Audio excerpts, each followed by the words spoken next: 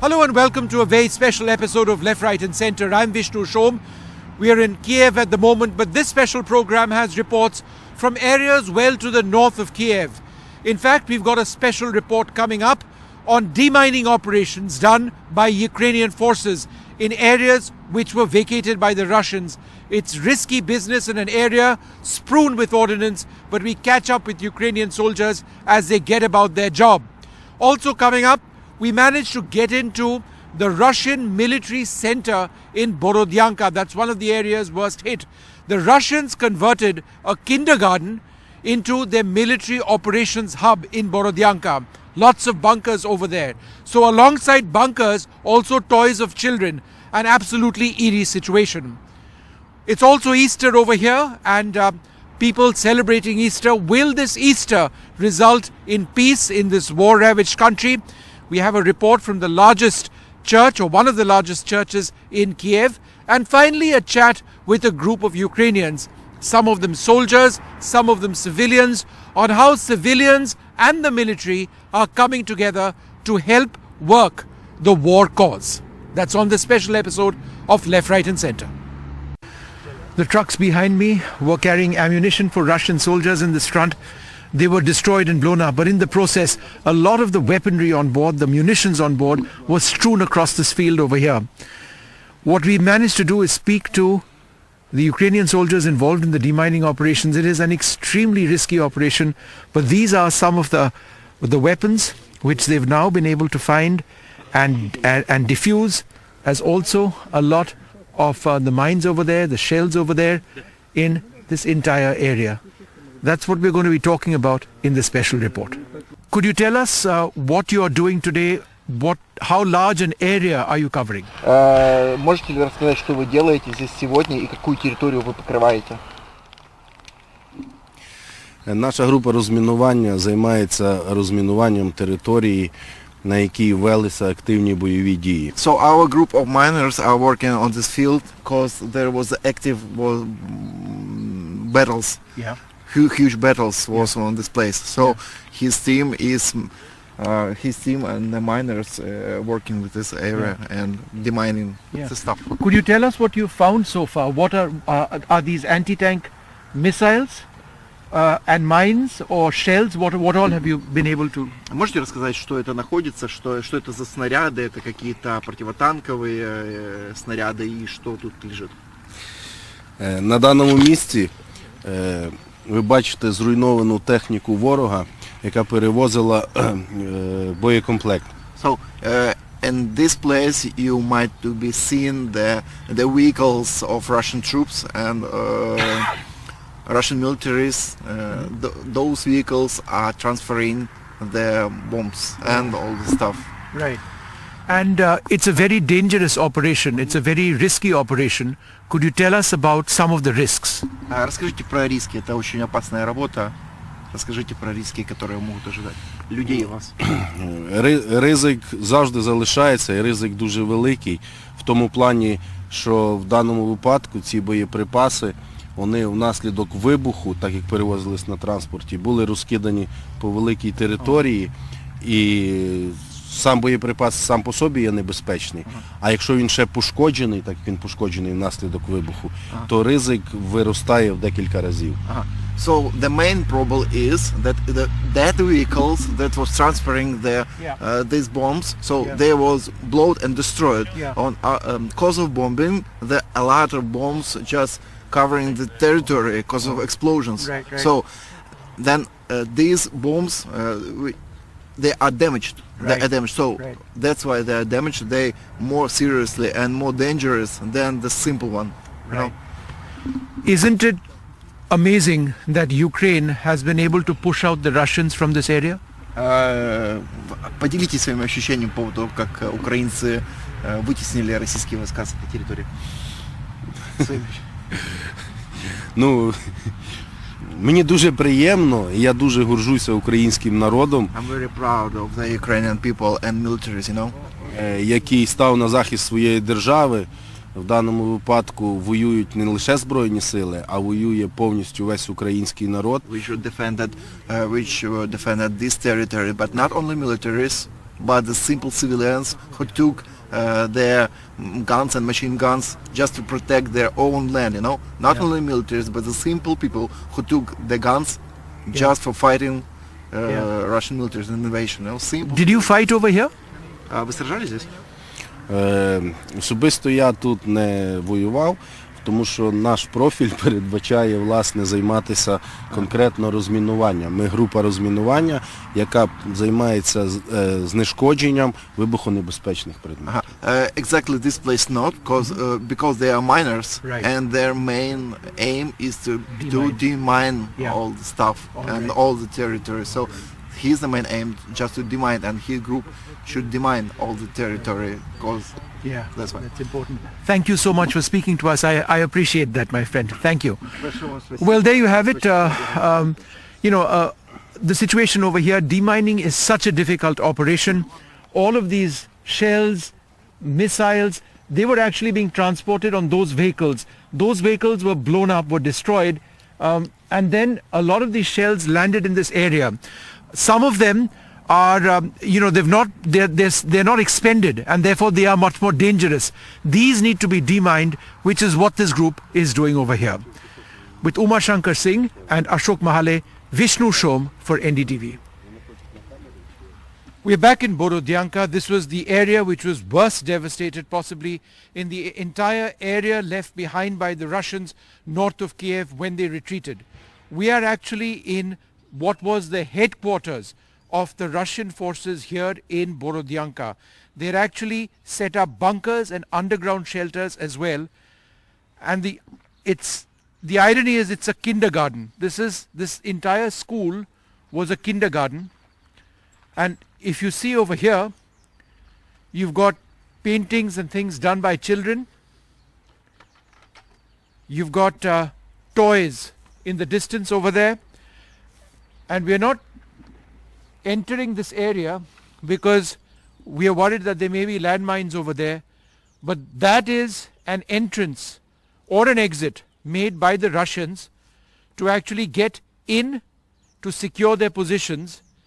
And a lot of these areas have been mined to prevent the Ukrainians from actually getting access to these areas. So think about it. A kindergarten, a place where little children used to get their education. You can see their toys in the back over there. And right in front of that colorful little picket gate, just to the left you can see this colorful little gate or fence, a picket fence. Right in front of it is where the Russians have made this bunker underground, and that area has not yet been demined most likely, which is why it's still there. So we're going to safely move away from this area. A kindergarten which was the Russian war base over here in Borodyanka. With Ashok Mahale and Uma Shankar Singh, Vishnu Shom for NDTV. What you see behind me is the beautiful St. Nicholas Cathedral. This is the largest Catholic cathedral here in Kyiv. It is Easter and there are Easter celebrations taking place. We went inside to get a sense of the celebrations, the beautiful hymns and the thoughts of people. This is a country at war, a country that has seen so much devastation. But there are people coming out after listening to the hymns, feeling that hopefully in a short period of time there will be peace. But there's an interesting story over here. There was a devastating fire in this cathedral a little more than a year back, and the insides, as you can see in many of the images that we are showing you, were very badly damaged. Now the church went around trying to collect funds to restore the inside of the St. Nicholas Cathedral. They did collect a lot of funds and the restoration process was about to start. But when the war began, a little more than 50 days back, all of these funds were diverted from the church to the Ukrainian army.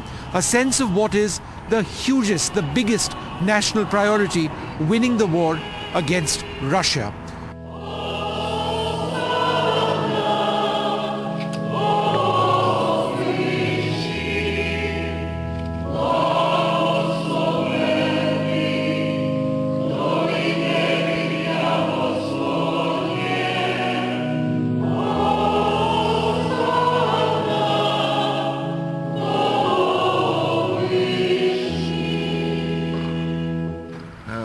Що це все означає для вас?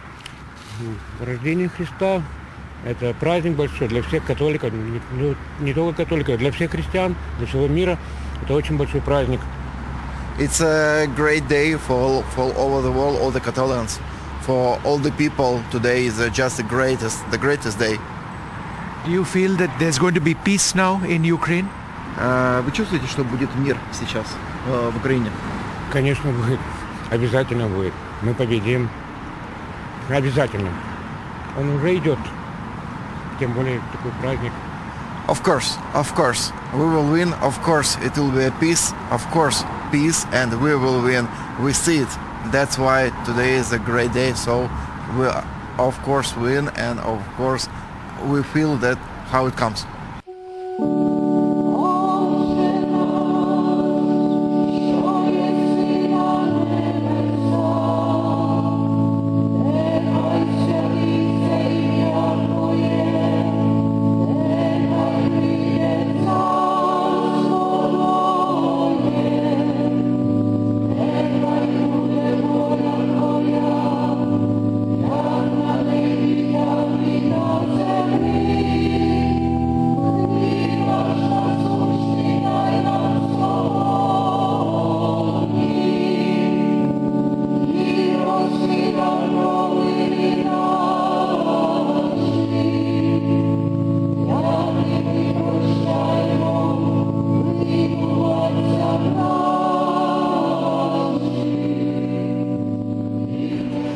What does Easter mean to you?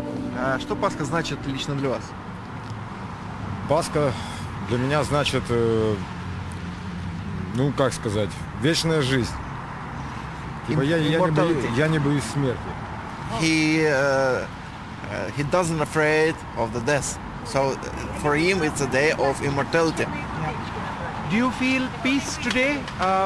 There's a war happening in your country, but do you feel peace?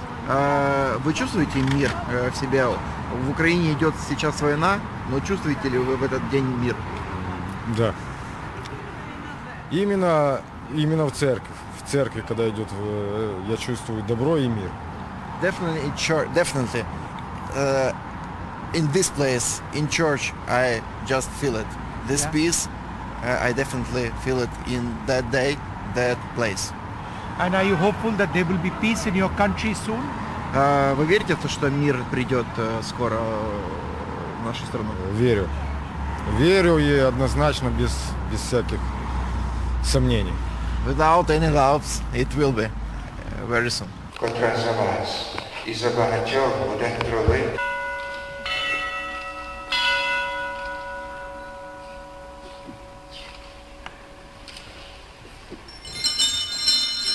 So a happy Easter to you, and is this your mother? Yeah. A happy Easter to you as well. What does Easter mean to you? Actually, my mom asked me to come here because, actually, I don't really believe in God, but I wanted to see what is going on here, so I came today. Yeah. Did it give you a sense of peace? Maybe a little bit, because I see there are a lot of people, and it gave me a little bit peace because, people alive, I'm happy about it. Yeah. Are you hopeful that the war will end, that the spirit of Easter will be there in your country for peace? Yeah. I think so.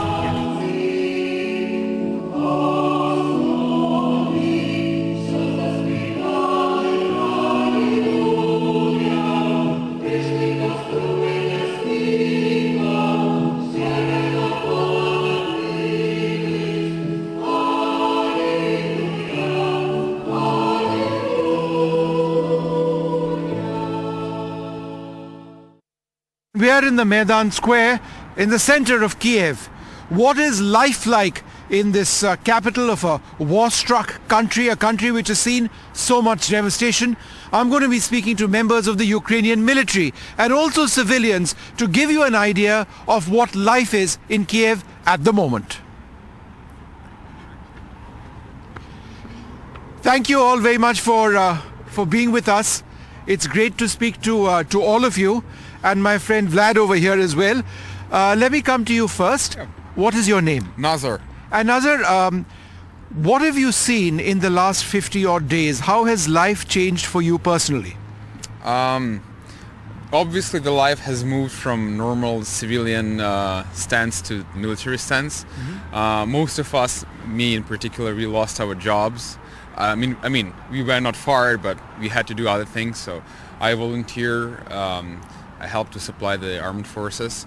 So yeah, basically that's what I do every day. And yeah, basically.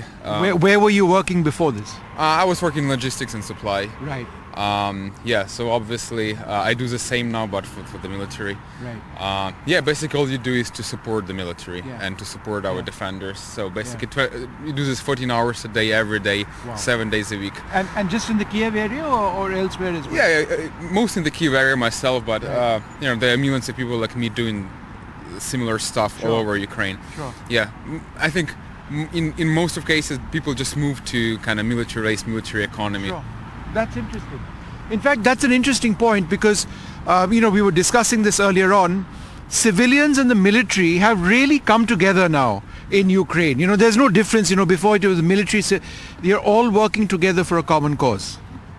Yeah, we have organization of volunteers and veterans of the previous war, the beginning of this war 8 years ago. And part of us are civilians, part of us are military men. We work together to supply other military units, to supply our unit with everything needed, as well as we providing everything needed for the civilians who try to escape from the war. And right now we are standing on this exact place where 8 years ago revolution started, and Russia invaded Ukraine 8 years ago. And you were as you injured over understand. here. Yeah, You have a grenade injury. Yeah.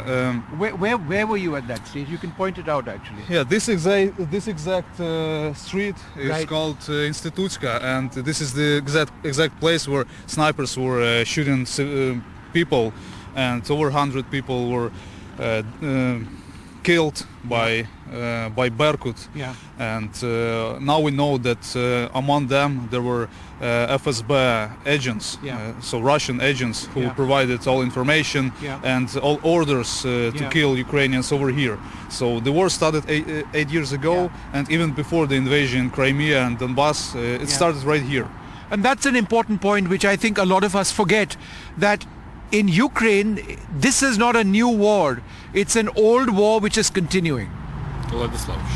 That что это не новая война, это война, которая длится уже 8 лет против России, то есть это не новая какая-то страница, это то, что происходило раніше, правильно? Так, звичайно, це війна, яка триває вже 8 років, і власне тут були на цьому місці є перші такі масові жертви, коли десятки людей загинули в боротьбі саме з Росією, саме з Путіним, за те, щоб Україна могла вільно і демократично розвиватися. А зараз це все переросло в таку надзвичайно брутальну, гарячу стадію. So 8 years ago it was started here in that place, and the first victims of this war was here in that place. Right. So and now it's just like a, you know, like a continuation. like a hot period of this war. But it started here in this place. First victims was here, and it was started 8 years ago. So just like a Mass victims. Mass victims. And let me ask you this. There is so much uncertainty right now. And a lot of people would say that, look, you know, the Russians have gone away from the Kyiv area. But in fact, the war is not over, not at all. So do you feel that this is a lull before the storm, a pause before the real storm? Like you mean that in the Donbass area they will keep fighting again very hard? Yeah, for sure. Our people felt it on ourselves. That was before the full-scale invasion. Like they felt it on their skin in Kyiv now. Yeah. But this war took a place during 8 years already, and right now Russians was destroyed in Kyiv region. But like we still feel the smell of the war here. You can see the checkpoints everywhere, soldiers with rifles. And where did you work, or what were you doing before this started? In peace times, I was a music composer and work as like film composer. And when war came real, I started to be a volunteer. Yes, and I stayed in Kyiv and helped as well. How has the life of your family changed after the war began? Okay, my family now lives in different country and In Poland or no, Turkey. In Turkey, right? Yeah, Turkey maybe not the best country for Ukrainian, but okay. But okay anyway. And exactly, it's difficult. It's difficult to. It must be so difficult for you. For me, it's exactly. You're fighting over here, and your family. For me, exactly it was. For me, it's exactly was really difficult solution to go to battalions because. I'm not a soldier, I'm not professional soldier, and it was really difficult. So you aren't a professional soldier, you decided to come here to fight? Yes. And when did you come? When did you come? Kharkiv. No, to this... Beginning of March. In the beginning of March? Beginning of March. You came in the beginning of March? Yeah. You're from Ukraine, from Kharkiv itself? Kharkiv, yeah. But you decided to join the army? And, yes. Why did you want to do that? Because you aren't a trained soldier. Come on, it's my country, it's war, and I must do it. Anyway, because if I don't do it, my sons will have the same problem anyway. How many sons do you have? 2. 2 sons? That's also so interesting that again, you've got volunteers involved in so many different ways. He's not a soldier, but he's become a soldier right now. Could you tell us a little bit about how in this situation, everybody in Ukraine is coming together to contribute one way or the other? Сейчас в это время все в Украине объединены вокруг одной цели, чтобы победить в этой войне, или военной, или гражданской. Что ты об этом думаешь?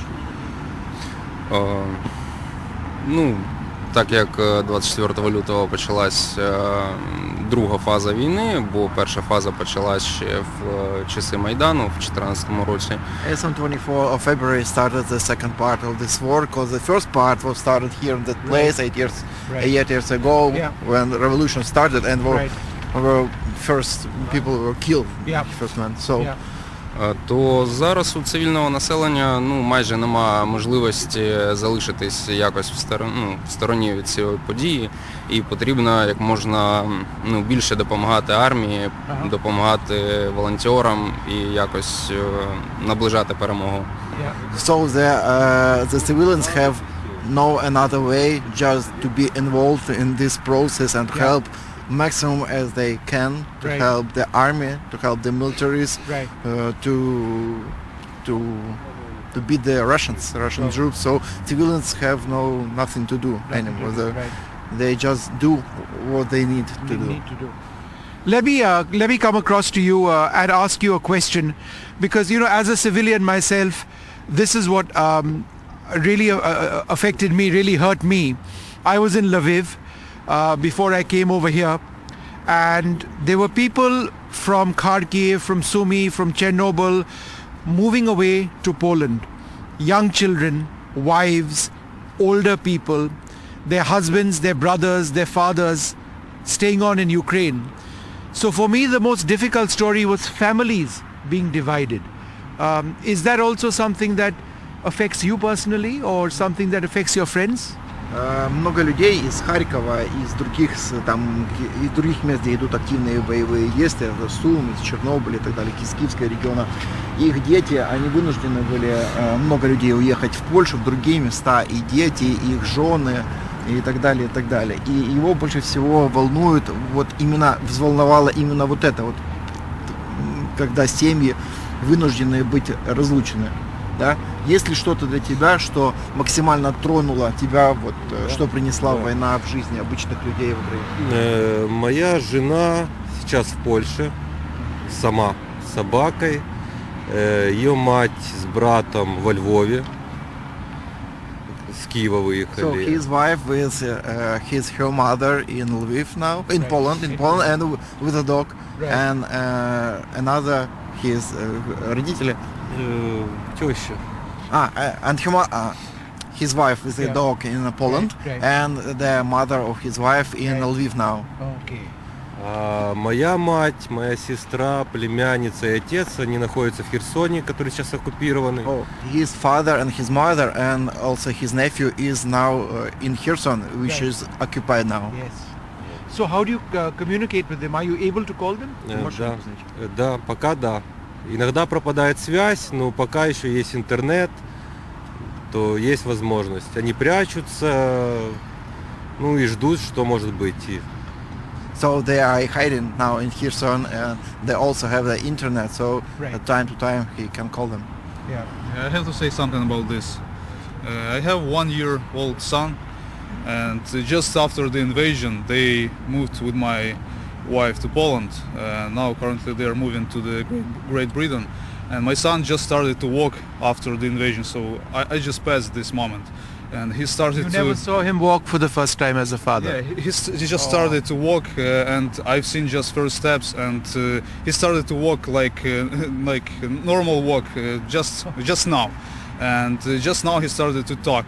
So I just skipped this moment. So I'll never forget this, and I'll never forget that Russians took away this moment from me. So this is personal for all of us. Our families are divided all over the country, all over the world, and this is very painful for us. Well, I'd like to thank you all very much for speaking to us. It's been great getting an idea from all of the individuals over here about how difficult life is, but they're committed to the cause of Ukraine, and there isn't a moment when any of them seem to suggest anything but the need to keep on fighting in this situation.